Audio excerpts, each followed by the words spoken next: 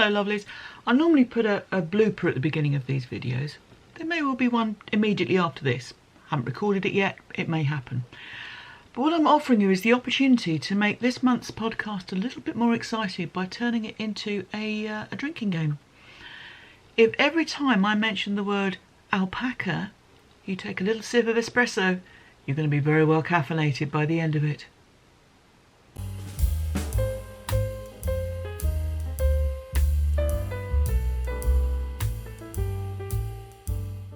Hello lovelies, and welcome to the August 2025 episode of the Not Quite Enough Yarn podcast. My name's Lesley, and this is a podcast about knitting, spinning, yarn, all that kind of stuff, recorded in the south coast of the UK. Welcome everyone. If you're here for the first time or you've been here many times before, thank you for being here. And hello, hope everyone's well. And thanks to all who've not only watched before but also commented. It's never obligatory, but it's always welcome. So thank you very much to everyone who's said hello in the past.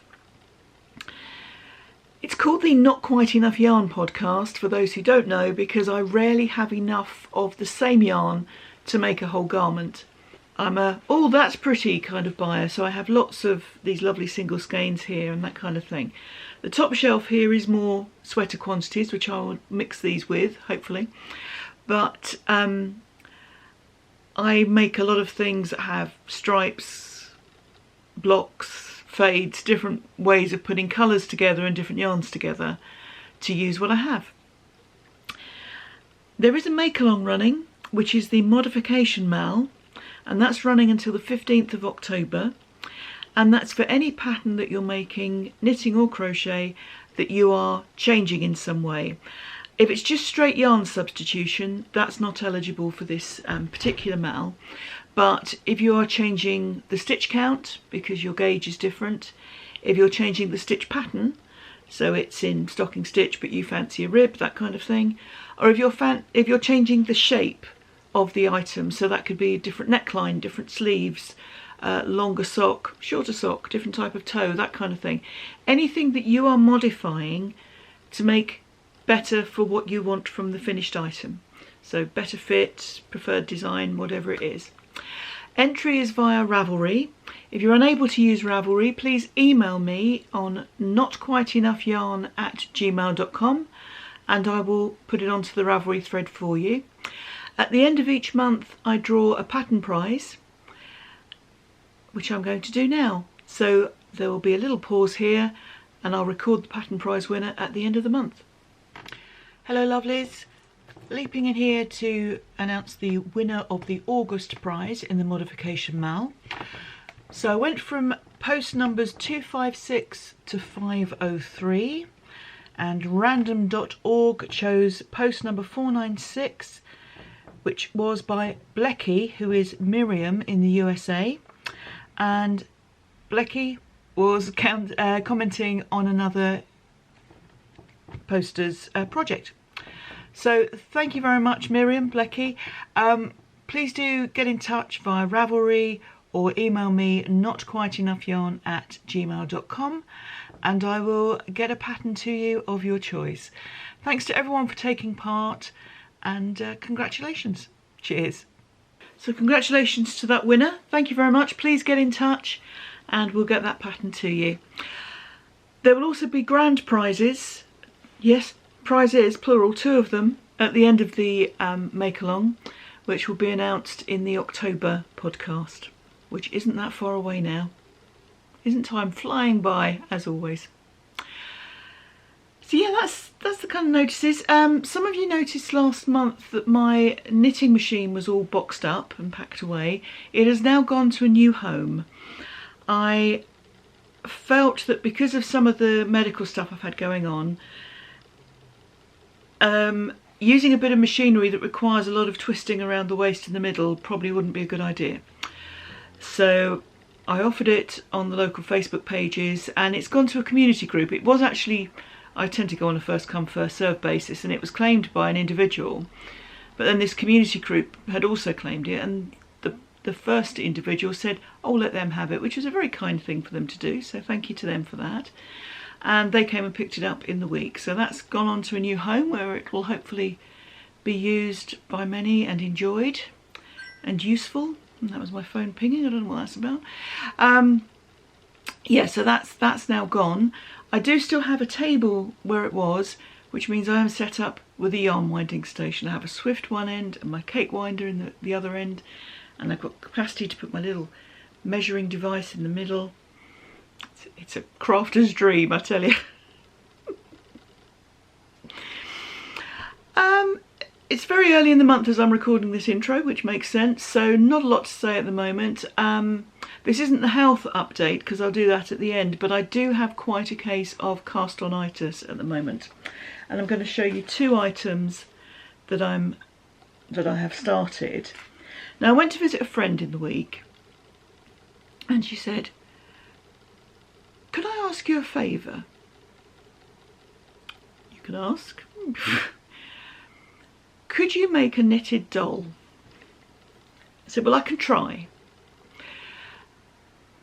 I have no qualms with knitting most things, or crocheting most things. I will have a go, I will put a design together if I feel I can. I know the things that I don't get on well with, that bore me and that kind of thing, but anything that can be worn or can use to cover a person, I'll have a go at. However, knitted stuffy things are not my forte, and forgive me if I've told this story before, but as an example, when I used to have a proper job and worked in an office, we had a fundraiser. We did a lot of fundraisers, and the company matched anything we raised pound for pound, so that was all good. So I decided to make a teddy bear, and if I have a picture of it, I'll put it on at the end of this story, but I'm not sure if I kept the evidence.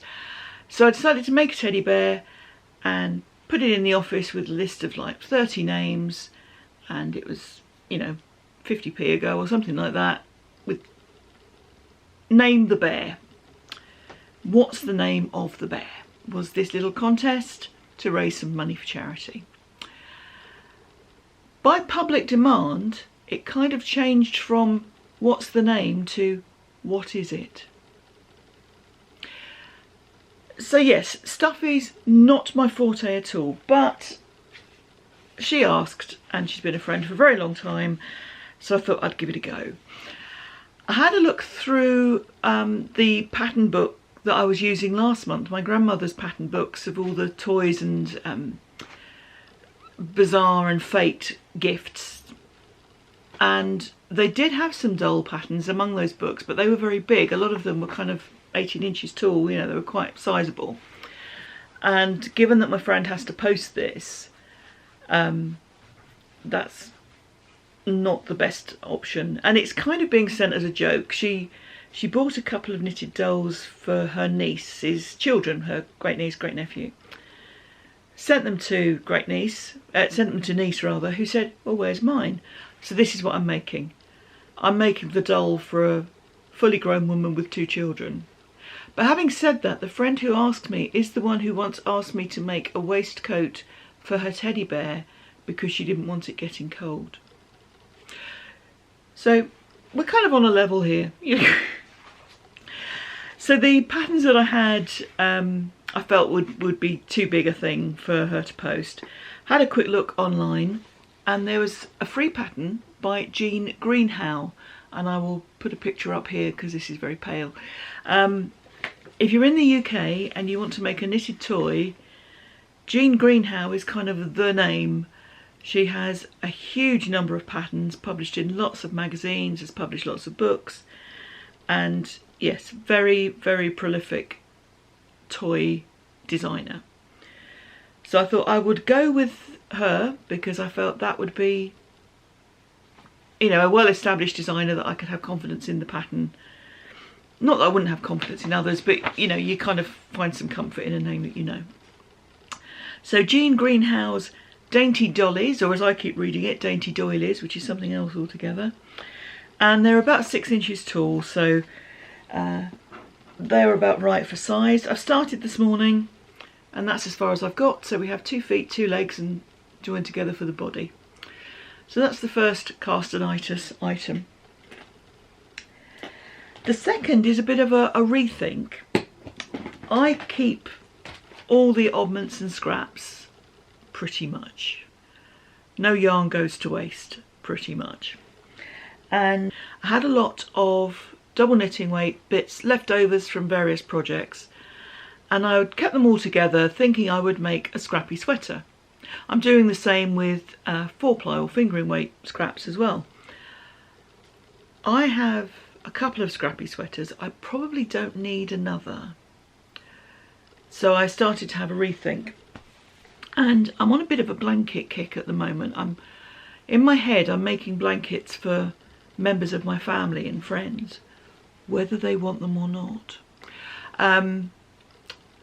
So I thought I would use these scrappy bits to make a blanket. So then I was thinking, well, how can I tie all these colours together? Because there are lots of different varieties, although when you see what I've started, it's not that varied. So I thought I would do a mitre square blanket, but the first few rows of each square would be in a neutral colour, which is what we have so far. And the neutral colour is yarn that was very kindly given to me by Jo, so thank you again, Jo. And she gave me a lot of this, which is, I think it's either King Cole or James C. Brett Forest Aran. And she gave me this lovely pale colour and also a grey colour as well. So I'm using this one. And what have I done with the label? Because otherwise I could tell you what it's called.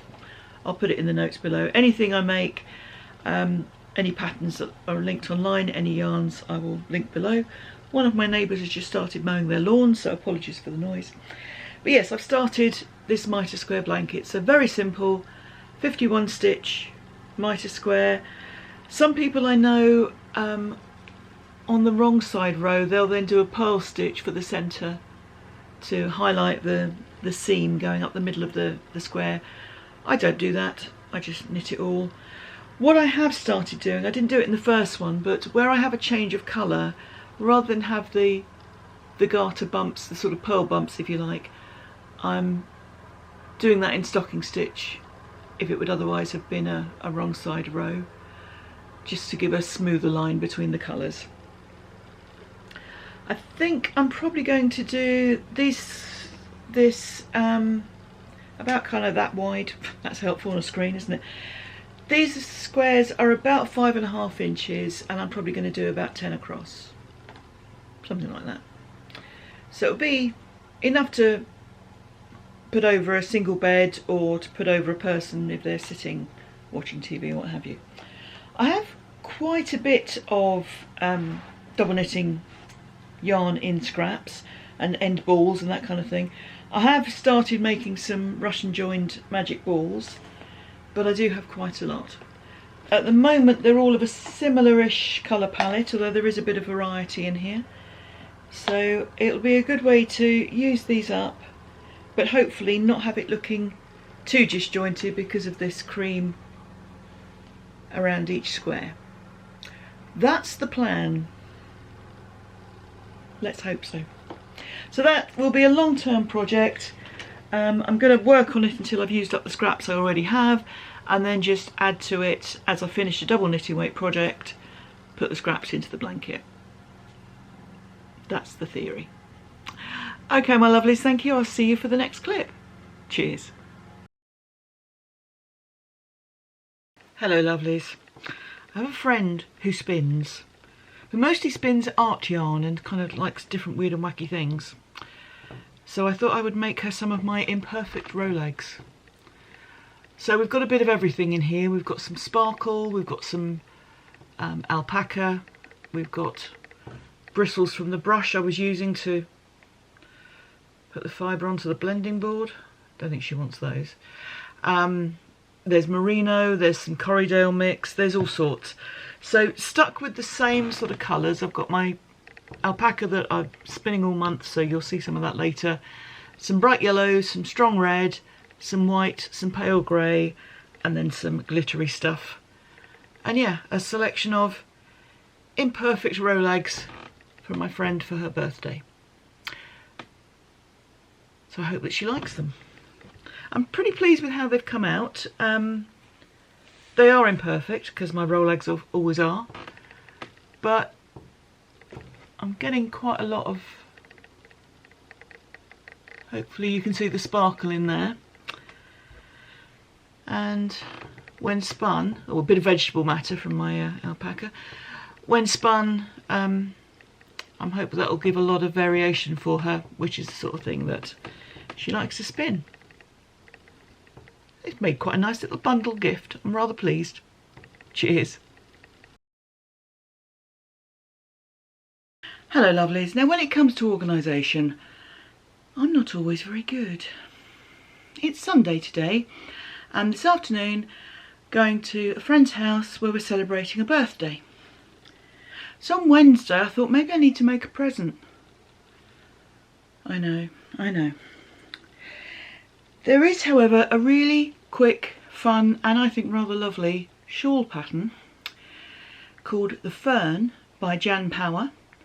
I'll put the designer picture here. Also, I made one of these last year out of some hand spun.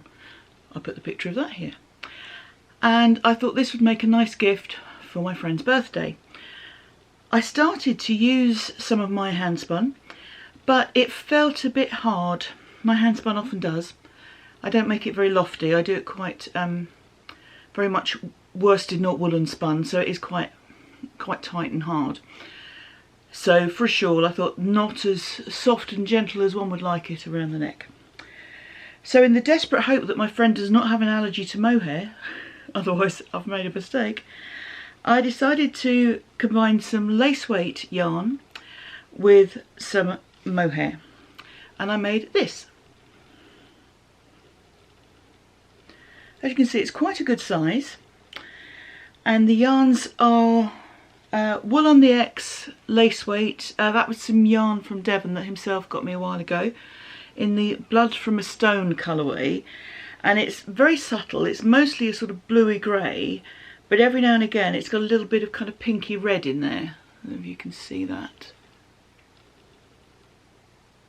That's not going to show up, but you just get these odd little red patches in the yarn. And it's a silk merino blend, I think. I will check that and put it on screen.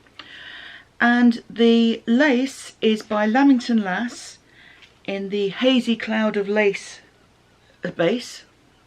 And it's the Steel Eye colourway, which is a soft light grey. So the two went together very well and have made what I hope is a useful and nice and attractive item for this friend. I don't know how to measure the wingspan with asymmetrical shawls, but it's fairly big. Let me put it on very briefly, and you can see that it does sort of wrap around fairly well. So I hope that she likes it, and I've managed to get it made and blocked in the last 3 days, so what a relief. The other thing about this pattern that I like, and those who remember me making the last one will remember this, and bearing in mind I am mentally 12, is that these little pieces here are called dangle clusters, and that just appeals to my childish sense of humour. Cheers everyone. Hello lovelies. A quick little update on the doll that I'm making. The friend who has asked for it made one specific request. The doll's got to wear knickers, because this friend is very proper, very particular, very respectable. She's not manned. So she wanted the doll to have knickers. The pattern actually comes with a little lace panel that you put around the base of the foot to show them almost as like long knickerbocker type of things. But no, that wouldn't be good enough for this friend, so I've made some underwear. And all I did was just use the pattern for the legs and body, obviously shorter and about 4 stitches bigger, so just to give a bit of room to put them on. We don't want them constricting the poor girl, do we? This was some lace weight yarn. One of the magazines that I subscribed to many years ago, every now and again would put yarn as a cover promotion, and I had a few things of acrylic lace weight yarn which I've never used. I've got it in 2 or 3 different colours. So there were 3 22 gram, which seemed an odd amount, but three 22-gram balls of this, and I used 3 strands together to make these. And it got me thinking actually that as this is acrylic yarn, if I put it together it would go into making the hats that I make for homeless people, because I tend to go with acrylic so that they're washable if people have a chance to do laundry.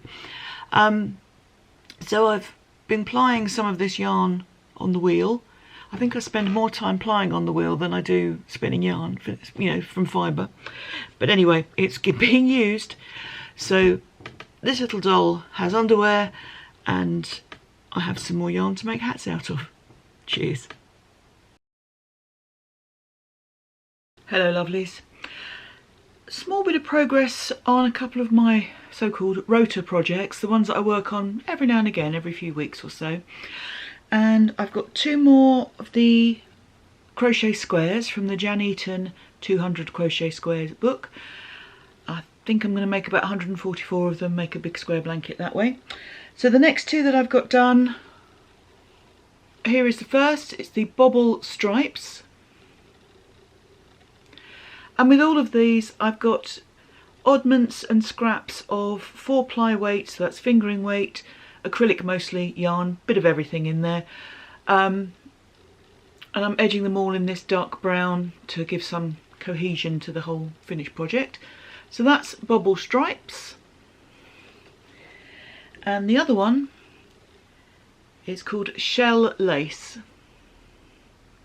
And one of the beauties of doing these sort of small samples is that you then think, oh, for example, that would make a nice baby blanket, and I'm sure there are baby blanket patterns with this or something very similar. So it's a nice way to try patterns that you wouldn't normally do. I'm not someone who does a lot of bobbles, for example, but it's an opportunity to try different things, see how you like them, see how the fabric looks, and possibly go on to make something else using a similar sort of pattern. So that's the 2 of those that I've done this month. I've also worked on the table runner that I'm making out of, can't remember the name of this cotton, I'll put it on screen. And I'm just doing a straightforward crochet to crochet, corner to corner pattern, just a long rectangle. So this is where I was last time you saw it. I've got a stitch marker, a progress keeper there, and I think I've worked on it a couple of times since then. So there's a fair bit done. It's a nice easy project to work on. It's one that it's very easy to sit down in front of the TV and plod away quite happily.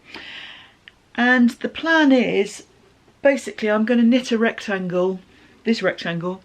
I'm not going to knit it, I'm going to crochet it until I've run out of yarn, and I'm just going to fold it in half so that it will be a double thickness table runner, so that I can put it in the middle of the table, hot dishes can go on it, they'll protect the wood. It's 100% cotton, so I can then put it through the washing machine on a fairly hot wash if stuff gets spilled on it. Even if it does get stained, it's not going to be that precious, but it is going to protect the table. So that's the plan on this one. It's kind of pooling in a nice kind of zigzaggy stripe. That is entirely unintentional, but I'm not complaining. And it'll be just a nice bright cheery. It will go with nothing else on my table because our table mats all seem to be in this sort of brown colourway and our china is all white, but I don't care because what it'll do is serve a function. So that's that one. As I say, I'm just going to carry on, pick it up every now and again, and when I'm watching TV just do another few inches, couple of feet, what have you, and then put it together as a double thickness table runner when I've run out of the yarn. I think that's it for the moment. Cheers everyone. Hello lovelies. There's a finished object to show you. A big one. Well, ish. I mean, it's not one of the blankets, but it's fairly big. It is the crochet sweater, the Drops pattern, Drops Flora Viola. And here it is, and I shall put photographs here so I can show you it in its full glory. Ta-da! So this was the pattern by Drops, hence the name, not in Drops yarn, because that's the way it worked out.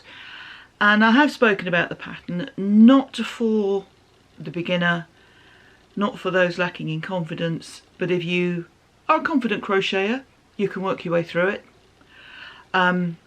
Yes, scant is the word that we're choosing to use for the instructions. I think that's Pip's word. Thank you, Pip. Yes, could do better. However, I've spoken enough about that. Let's not go on and on.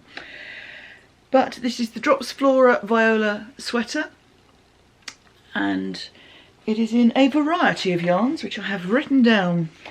So most of the plain grey is King Cole Merino Blend Anti-Tickle 4-ply.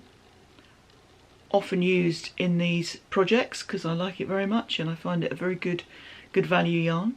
That's in the Stone colourway. So pretty much anything that's plain grey, with one minor exception, will be that.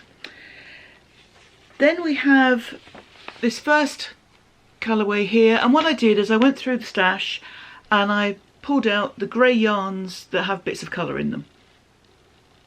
That's as specific as it gets. That is by Truly Hooked, and it's in the colourway I'll Always Be Your Cheerleader, and that was a gift from a lovely person, so thank you, lovely person, you know who you are. Then we have down here, down at the bottom, some Wool Kitchen yarn in the, I'm not sure if it's Metrochromia or Heterochromia. Can't quite read the writing on that one.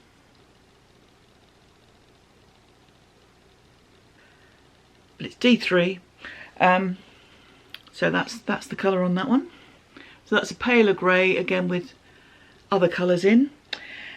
And then we have some 3rd Volt yarns, which is this darker grey, and I've used that on the sleeves as well. And that is in the Biotics colourway. The only other yarn on here, I thought I was going to run out, although as it happened I didn't. I can never judge these things, as we know. And I had just a couple of rows here of Yarnsmith's Merino Sock, and their colourway is a number, and I can't remember what it is, but it's basically pale grey. So those are the yarns. In total it used just over 2,000 metres, and I made the largest available size. Modifications. When you don't have that many instructions and you end up rewriting the pattern, the whole thing is modified. No, Lesley, I said I wasn't going to do any more about that. So one thing I did was add some rows to the back neck. So the front and back are both the same. So you end up with this sort of almost pointed scoop. I added a few rows to the back neck, and what I did was shorter stitches, longer stitches, even longer stitches, shorter stitches, to kind of even out so it's less of a point, more of a scoop. I did a crab stitch edging on the neck, the cuff, and on the base. It does offer a slight sort of loop edging, but I like crab stitch, which is, I find, gives it quite a neat edge. I like the way that looks. I also, when it came to the bottom of the sweater,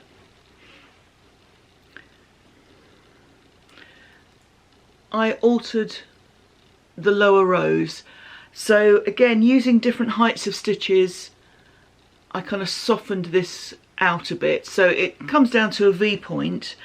When you have patterns that are like this and you're making the larger sizes, so you're making a wider body shape, it ends up with the central point being very long. So it looks as if the sweater is saying, look at the floor. Didn't want that. So I just softened that out a bit, changed the increasing pattern and just softened it out. It has an A-line shape, so it drapes in a way that I quite like. And that's probably about all I've got to say, really. I've discussed it at length in previous podcasts. I think it's unlikely I'll be making another. Not because I don't like the finished item. I mean, it's not the favourite thing I've ever made, but it's okay. But I just won't be giving that pattern any more of my time, I feel. But yes, lovely yarns. beautiful colours. I wasn't running out at all, as I found out when I finished. I actually have quite a bit of the 3rd Vault yarns left over. I had 2 skeins of that. So I'm looking at patterns that use up to about 240 metres. And I've got quite a few that I had a look at. So I will be possibly adding those to Karen from Recreational Knitting's 1 Skein September mal, which she's running next month. She's linked below, as are all the podcasters that I watch regularly. I say all, I hope I've got all of them. It was pointed out to me recently that I didn't, so I corrected that, but apologies if anyone's missing, let me know. Yes, Karen is doing a 1 Skein September mal, and as I have just under 1 skein, I will possibly be entering that. Certainly I'll be looking to make something with that yarn. The others I have smaller oddments left over, so they'll be going into more of a sort of scrap project like most of my oddments do. I think that's it for the Drops Flora Viola. Like I say, I'm not unhappy with the sweater, but don't go for that pattern unless you are confident to kind of take things on board and run with your own modifications on it, which I'm encouraging everyone to do anyway. Cheers. Hello lovelies. I'm hiding behind another pile of hats, or technically another 2 piles of hats, or 2 bundles of hats because the piles are falling over.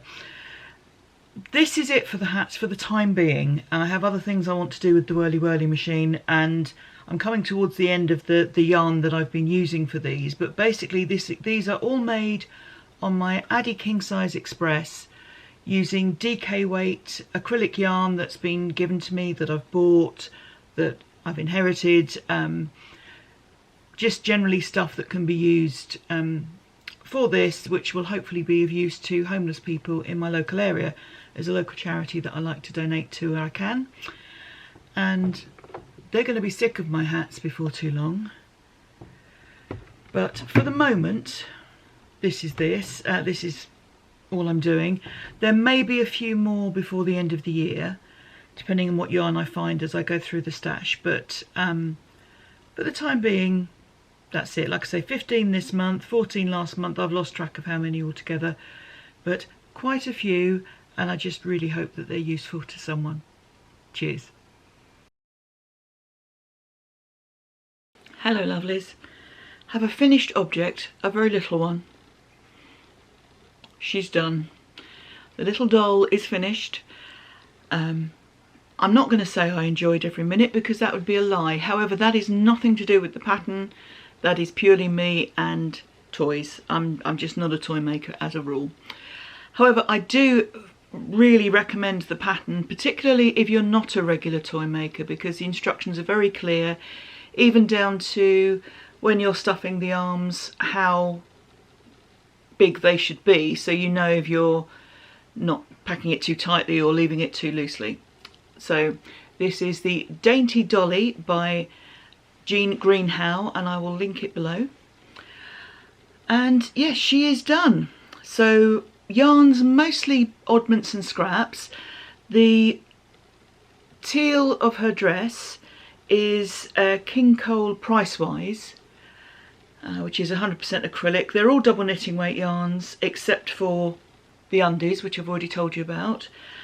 And yeah, the instructions are very clear, even down to exactly where to sew in the mouth or the eyes. The cheeks are done by using a colouring pencil, just to give a little bit of colour there. Obviously, if you're making a doll that isn't quite so white and spiteful, as my mother used to call me, they may not need quite as much rouge, so it depends what skin colour you're going for. But the instructions are there should you need it. The hair I went a bit wrong on because the yarn that I had, I didn't have any double knitting weight that would be suitable for hair colour in a conventional sense, because I was making a conventional doll. So, you know, in other circumstances I might have made green or blue hair, but for this particular doll that wasn't the right thing to do. And the closest I had was this, which was an Aran weight, so it is thicker. So I did fewer of the repeats that make the hair, and it was looking a little bit pointed, but I've managed to scrunch it down a bit. But otherwise, like I say, DK oddments, mostly acrylic, and this is she. I haven't named her because I'm going to leave that to the new owner of her, but I wish her a happy life. And I hope my friend's pleased with her, but not so much that she asks for another, because refusal often offends. Oh, even the seagulls agree. There we go.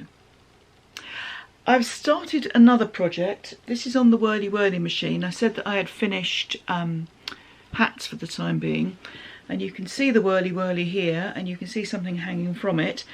I am making a blanket in these fabulous colours. This is James C. Brett yarn, and I'm making a blanket, which this is as far as I've got to date, so I'll show you it next month, but the first strip is done. I think my electric screwdriver, which I use to save too much shoulder work on the Whirly Whirly, is possibly coming to the end of its natural. Given that it was such an inexpensive piece of kit, the screwdriver, not the Whirly Whirly, I may treat myself to another, and I don't feel that that one owes me anything. You know, it's done more than its fair share of work, I feel, for what I paid for it. So I may look to replace that, but otherwise I'll manually crank it. I mean, the handle's there. It's just the electronic attachment just makes it a little bit easier, because you're just holding it rather than too much. I didn't want to end up too lopsided. But yes, that will be a fairly quick project. I expect to have it finished next month, but you never know. Cheers, lovelies. Hello, lovelies. People who've been watching the podcast for a long time, and by that I mean quite a few years, may remember that I was given an alpaca fleece by my mate Mand a few years ago, and I'm going back 6 or 7 years at least, for spinning, obviously. And I've used it in a number of different projects. I've sort of spun bits, used it, I put some in the Rolegs that I made for my friend, but I have decided to spin what's left of it, and I have a bobbin full. So there is a lot of it. It does go quite fine. So in terms of meterage, there is a lot of it.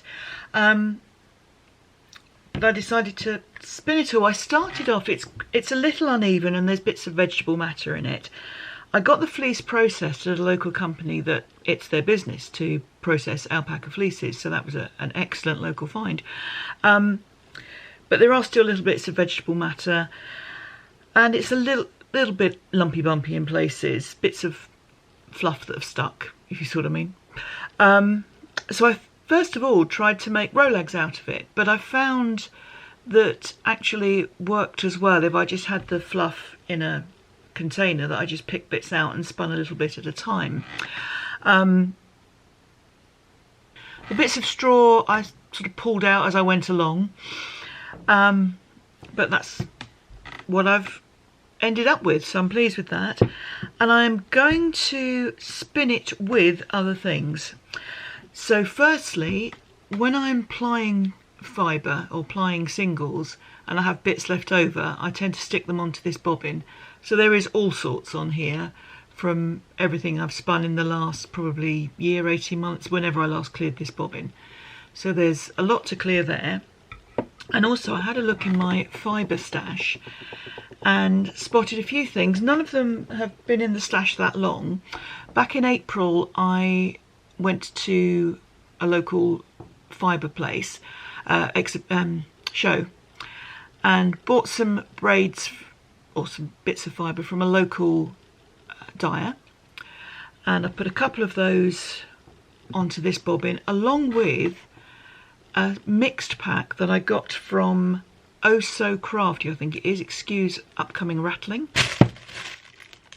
Yep, Oh So Crafty, and it was just 100 grams of waste and scraps, which was being offered for a very reasonable price, and I thought, oh, I'll have a go at that.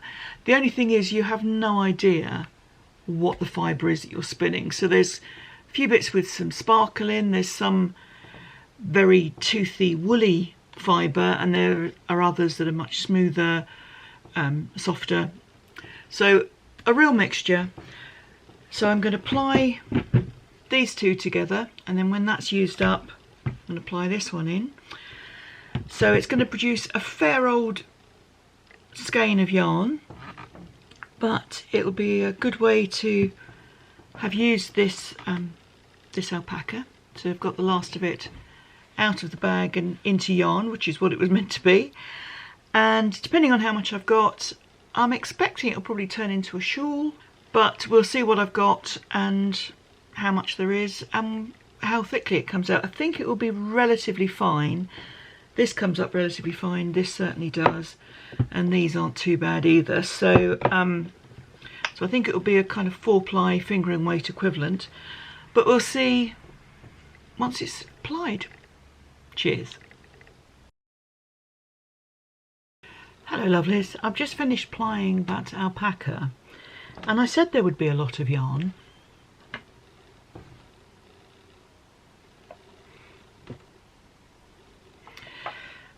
I was nearly towards the end of, sorry, that was a poor sentence, wasn't it?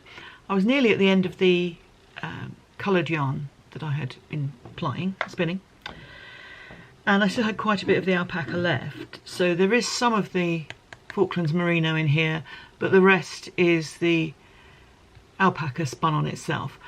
And the plying gods are on my side today, because I started to wind from the bobbin into a pull cake so that I could pull from both ends to make a 2-ply. And the single broke, and I thought, that's fine. Whatever's left after I've plied the two together, I'll just start the next oddments bobbin. And the two halves were within about 3 feet of each other, so I just folded it and did the last bit. So yes, I have a lot of yarn here to skein up and wash and thwack and all those good things, and we'll see how much I've got once that's all done. Cheers.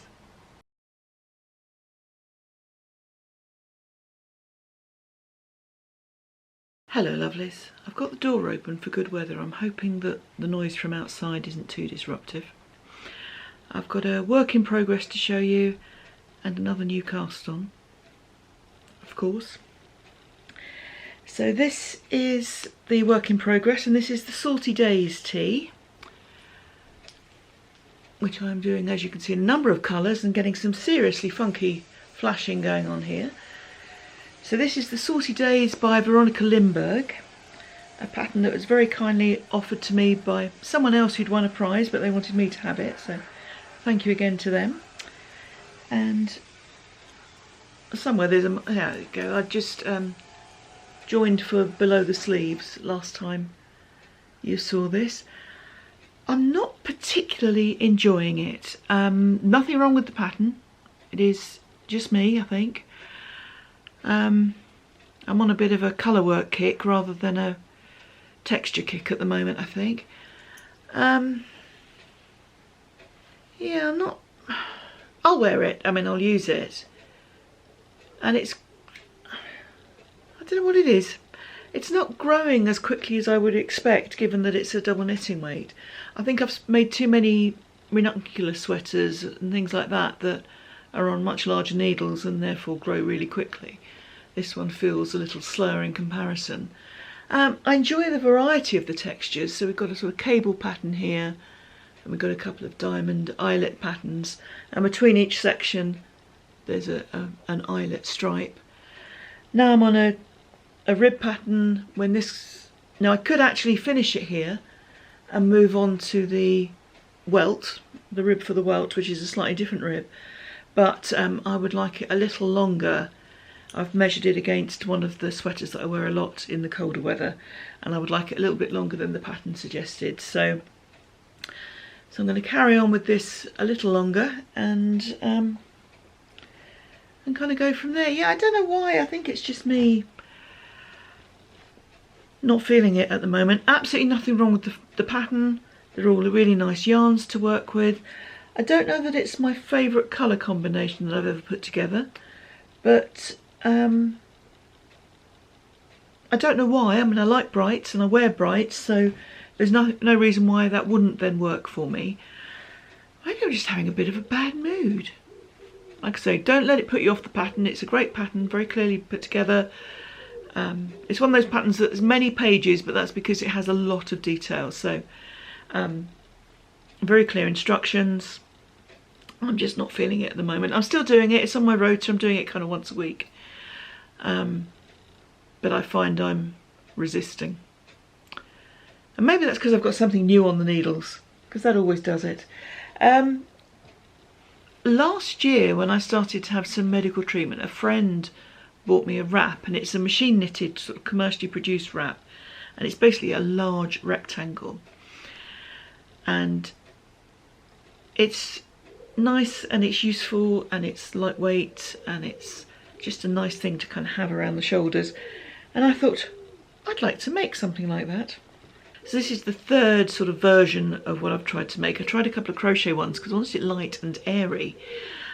The problem is I'm using a fine gauge of yarn for the size of hook that I was using. And although it was creating quite an airy fabric, you still have that third dimension.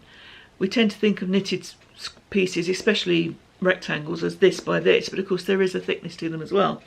And knitted fabric is in general fairly fine if it's a fine weight yarn, whereas with crochet, if you go to a bigger hook, you're going to have a thicker density, not a density, but you're going to have a thicker fabric, even if it's very airy in two of the dimensions. The third one is still quite thick. So it felt not quite right. It wasn't quite what I was going for. So I decided to go to knitting, and I'm doing this on the bias, which means it's going to take a fair amount of blocking when I'm done, I think. But I'm doing a rectangular shawl, and I'm starting in the corner, putting beads along the bottom hem, and then when this is the width that I want, which is probably about kind of that 2.5 feet, something like that, then I will start working straight, so keeping creases on one side, decreasing on the other, until I've got to the length that I want, and then I'll just do a corner to finish it off. Then I'll block it quite keenly, because where I have stocking stitch, that doesn't work quite as smoothly as if this were garter stitch, but I just had an image in my head of wanting a moss stitch border and a stocking stitch main. So that's what I've got. The first yarn is a lace weight yarn with some mohair, and now I'm onto some lace weight that I'm using double. This is also going to be a bit of a use up project where I have small amounts of colours in the right palette. I mean, these two, on camera you can barely see that there is a change, although this is slightly darker. So I'm looking for anything in my stash in this kind of smoky, purpley mauve into blues, but kind of dusky shades of those colours. So that's what we've got here. I'm adding the beads using a fine crochet hook. So I've got a very fine crochet hook here. This is a 0.7mm crochet hook. So very fine, put the bead onto it, then put the stitch in, one over the other. Bead is stuck on the stitch nicely, and you can then knit into it or slip it or purl it or whatever you want to do. So that is this new start, which, like I say, will take a bit of blocking once it's done, but I do want it to kind of stretch out and be as light and airy as possible, so that doesn't alarm me. Hello lovelies, some more roundup of whips for you. So this is the stained glass cardigan, or the back of the stained glass cardigan, and we can see I've made some progress. I don't know where the stitch marker is to show where I was last time. Oh, it was right down here. Oh, I've made a lot of progress. There we go. So yes, plodding along. It's made using Drops Flora for the black, and the other colours are from an advent that Megan very kindly put together. Megan and I swap. She's in New Zealand and we swap advents. She dyes hers, I don't. She has pieces of whatever I've been working throughout the year, and we also swap confectionery. But yeah, she dyes these yarns, and we've got some lovely colours in here. We've got a bit of sparkle. So I've put them in a sort of rainbow transition-ish, starting with the blues because I wanted it to have that kind of effect where it goes into kinds of oranges via pinks, as we can see here. So yeah, it's not a straight rainbow, but it's kind of grading. Some of the colours grade into each other's, and then others show a bit of contrast. So that is that.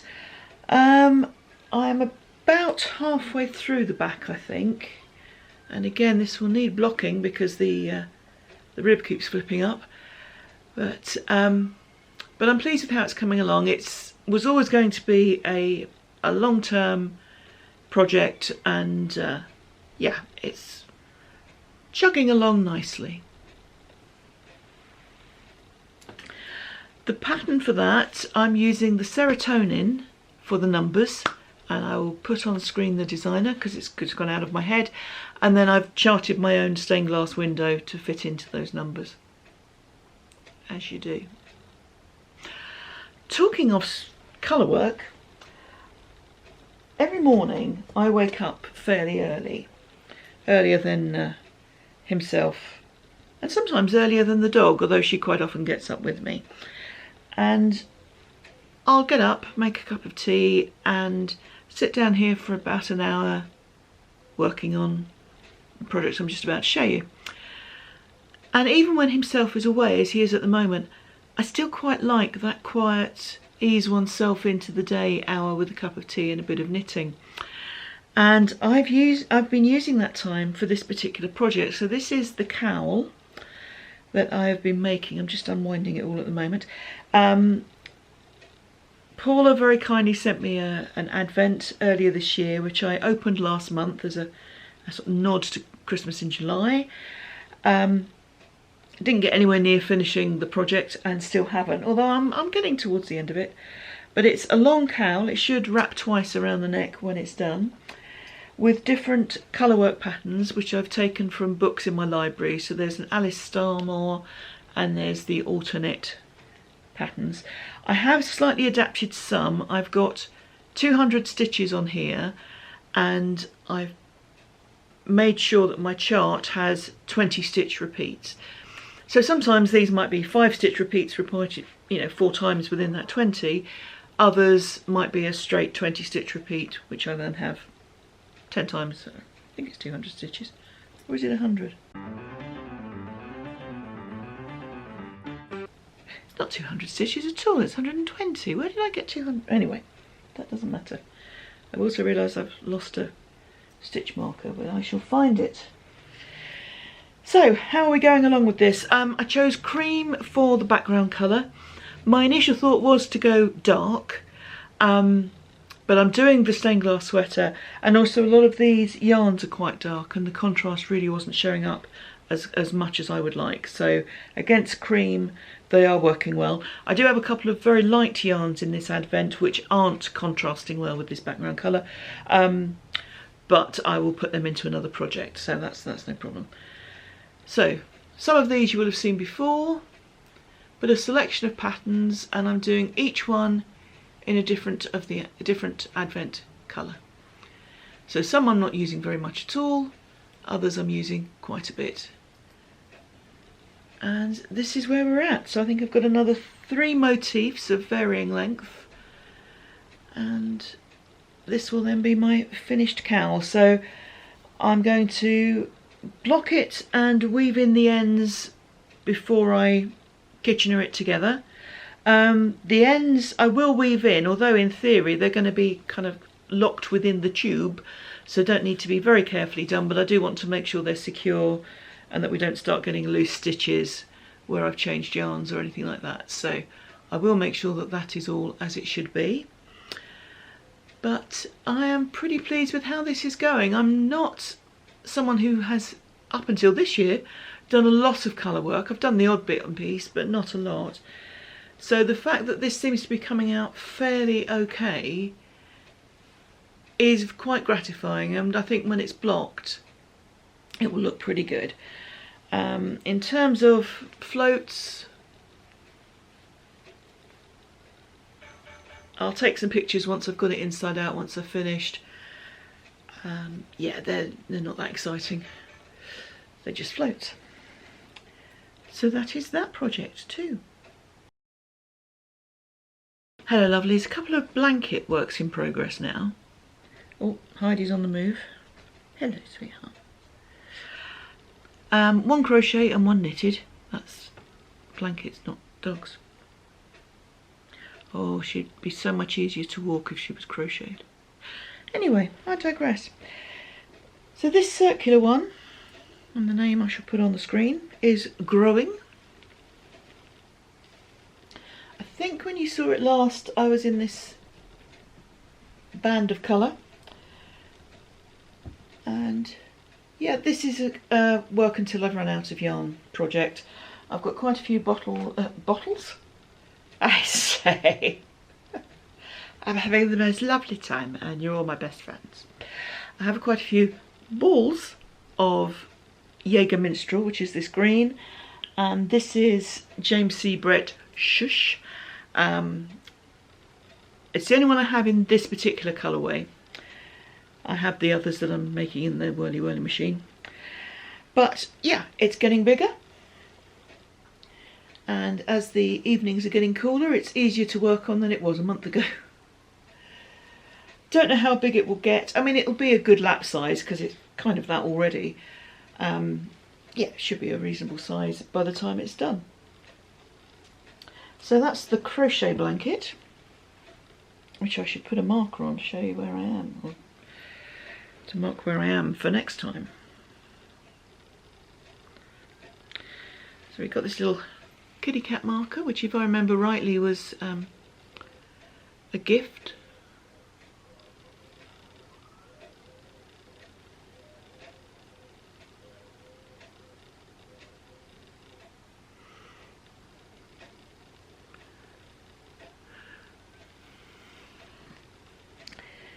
So that's the crochet blanket, and the knitted one is the one that I cast on earlier this month and showed you the start of.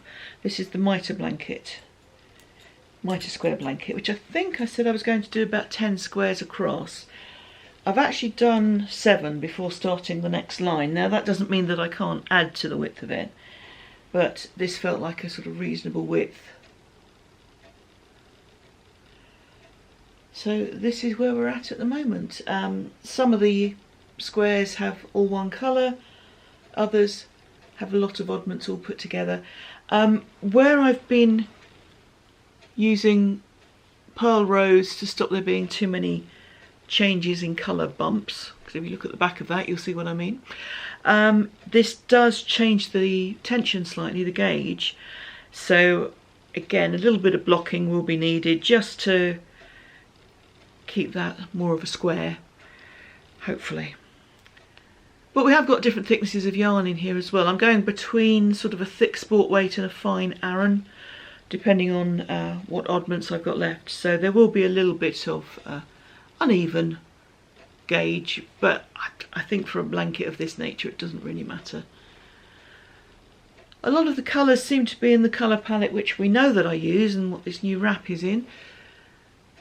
But a few brighter ones as well, and some more autumnal, which is not normally in my wheelhouse, but no colour is a bad colour. So that is that. So I'm going to carry on with that. That's on my normal sort of once a week rota. Let's keep going with that. I think that's the update of the whips for the moment. There'll be one more that I shall record tomorrow. Hello lovelies. One more work in progress, which is also a new start, because I finished the Drops Viola Flora V-shaped thing. I've started another project using 4-ply or fingering weight yarn, and I'm making a cardigan for a friend of mine. That's unlike me, isn't it? But I'm feeling generous in my old age, obviously. It's a crochet cardigan, and the pattern is based on the Lesley by Berger Designs, and I have made a couple of these before. I'll put pictures up, and yeah, it's one that I love wearing. The brightly coloured one especially is a fave. It drapes nicely, it's a good weight, all the things are good. So I thought I would make one of these for my friend. Now she is smaller than me but quite tall, but this is quite a long cardigan, so that shouldn't be an issue with this pattern. It's worked sideways, so you start at the centre back, you work one half and then you work the other half. Front and back's all together, so once you've done both halves you kind of sew up here and you're done, which is great. My gauge, yes, I did swatch, was a little out. Stitch count was fine, but row count was a bit short. But I thought we can adjust. So one of the reasons why this pattern fits nicely and drapes well is because it uses a difference in height as you go along the row of your stitches. So you've got a combination of, to use UK terms, half trebles and trebles, to use US terms, trebles and doubles and half doubles, sorry. And that then gives you a slightly shaped piece. I've only a few rows here so you can't tell, but this is a lot narrower here than here. And this is the bit I've added to compensate for the short row length. So this will now be on the cardigan and it will sit about here. And I may do something similar on the sleeve if I feel it's needed, and obviously match it the other side. Well, I say obviously, it's not obvious for me, but that is what I'm going to do. It will need a bit of blocking. This has come in a little bit tight, but the red here is merino yarn, so I think that will block quite nicely. The rest is Queensland Collection Perth, which is an Australian superwash wool blend, 80/20, and this is in the Royal Botanic Gardens colourway. I also have another colourway which is predominantly greys. The cream, excuse me, dropping my crochet hook. The cream is some cream 4-ply wool from the stash, and the red is some stranded dye works in the house red colourway. So it's coming along. It's a relatively quick project because you don't have all the finishing to do. So once you've done the pieces, you're finished. That's great. You just have to block it and be done. I hope she likes it. Certainly I like wearing mine. And I'm hoping that the length will be fine. Like I say, it is quite a long cardigan. She is quite tall, relatively, but this should work well for her. So here we go, the Lesley by Berger Designs. I'll link everything below, and you will see this as it progresses. Cheers. Hello lovelies. Right, well that's all the knitting stuff done, so join me for a few minutes of life and medical update if you're interested. If that's not what you're here for, absolutely fine. Thank you for all you've watched so far, and see you next month. Right, now they've gone.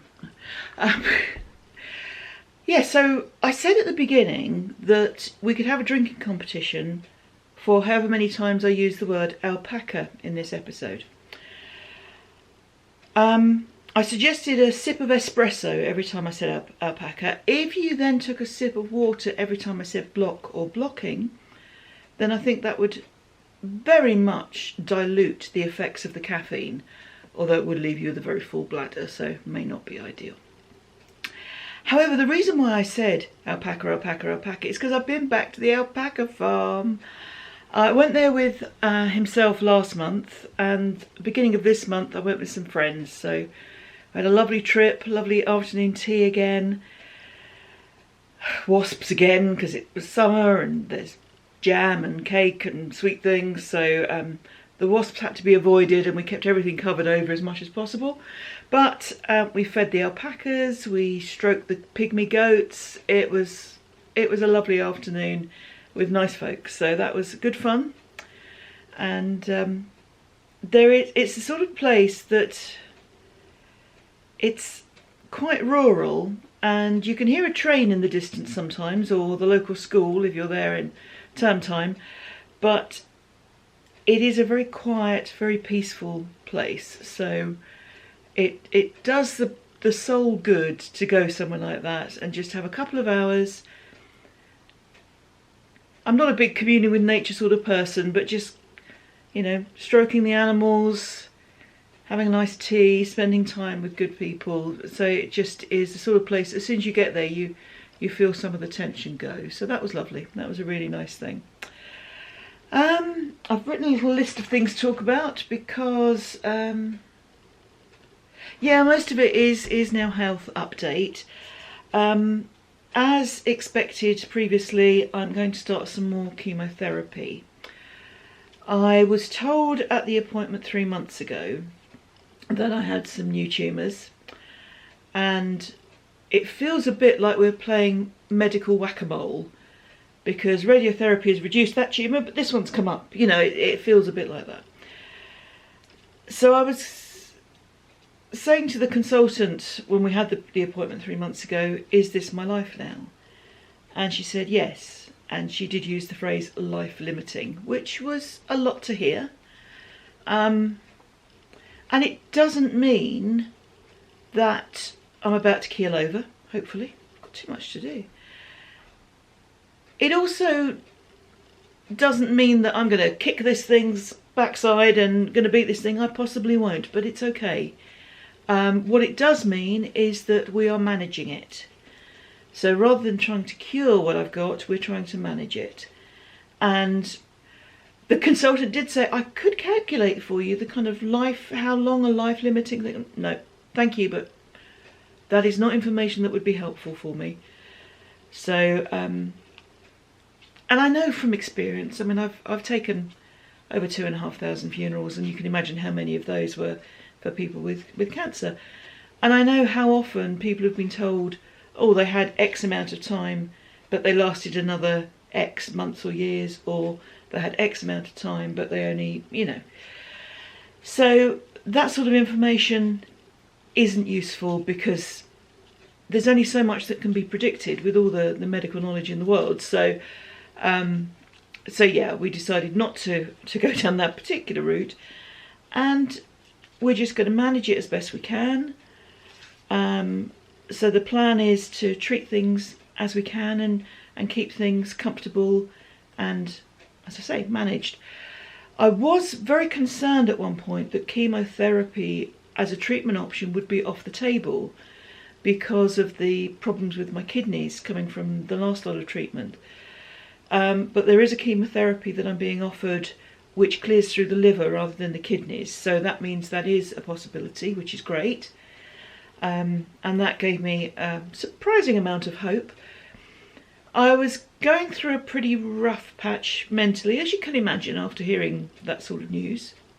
And any time I got a twinge or an ache, I would think, oh, this is it, this is the beginning of the end, and start getting very upset. And it would almost be like a panic attack, really quite a physical thing. I'd feel quite nauseous with it and that sort of thing.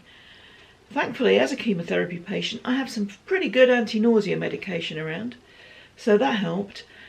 And although I was anxious going into the last oncology appointment this month, it actually did me a lot of good, because although we're going through the chemo treadmill again, the fact that they're offering 6 months worth of therapy, I thought, oh, well, that's good. They expect me to last that long then. I know that's quite dark, but your head goes to odd places sometimes. So yes, that's what that is. So yeah, so the chemo will start. I need to have a couple of tests. Once they're done and they come back okay, I'll start the chemotherapy. It will be once a month for 6 months, but they'll monitor me, do some kind of scan after 3 months just to see how effective it's being, and also to give me a chance to say how well I'm coping with this particular treatment. In terms of side effects, there are some, of course, because chemotherapies are poisons, as we know, so they do have side effects. They don't look too severe. The hair may thin again, but it won't all fall out. So I've still got the hats from last year, so I'll keep my head warm this winter. And yeah, we'll just go through it and keep on top of everything as best we can.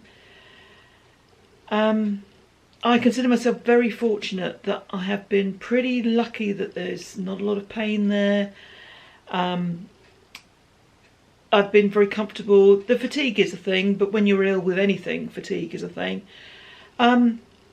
So yeah, not feeling too bad about it all. Kind of looking to get started. We're also trying to plan some sort of trips and activities. And because it's an every 4-week treatment, we're going to try and plan things in the kind of week 3 into 4, when I'm hopefully feeling at my best between each cycle of medication. So that's the plan at the moment. So once we've got some dates, we'll start making some plans for trips and things like that. So lots of stuff to look forward to, which is good. Next month I'm going away, and this is going to sound a bit doom and gloom when it shouldn't. I'm going away with my sisters. That's not why it's doom and gloom. So if I record, you may even get to see the elusive boss eldest sister. You've met Bev many times, and we have talked about the boss, but you may get to meet her.